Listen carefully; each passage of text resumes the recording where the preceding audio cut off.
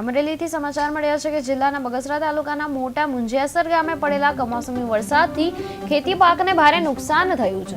જગતનો તાત ખેડૂત ચિંતાતુર બન્યો છે। ખેડૂતે 15 વીઘાની ડુંગળીના પાકમાં રોટાવેટર ટ્રેક્ટર ફેરવી સરકાર સામે રોષ વ્યક્ત કર્યો છે। ખેડૂતોની માંગ છે કે સરકાર પૂરતું વળતર આપે અને બચેલા પાકને યોગ્ય ભાવ મળે જેથી તેમની મુશ્કેલીઓમાં રાહત મળે।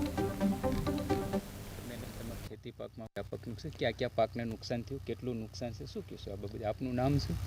મારું નામ કલ્પેશ રફાળિયા, મોટા મુંજિયાસર મારું ગામ છે।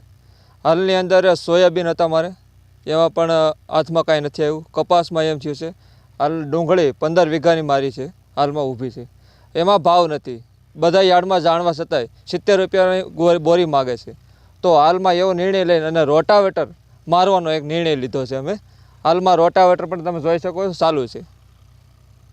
આ બાબતે તમે સરકારશ્રીમાં ક્યાંય રજૂઆત કરી? સરકાર દ્વારા અત્યારે 10,000 કરોડ જેવું વળતર આપવામાં આવશે, આ બાબતે શું કહેશો?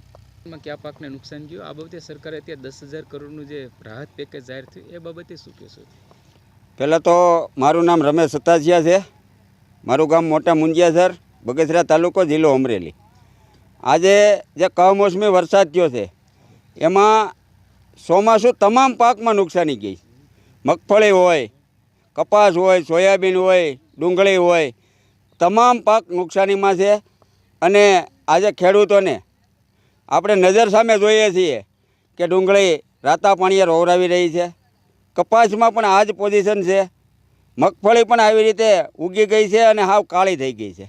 અને આજે ટેકાના ભાવમાં પણ ન હાલે એવી પરિસ્થિતિ છે। ત્યાં કમોસમી વરસાદને લઈને તમારા ખેતી પાકમાં વ્યાપક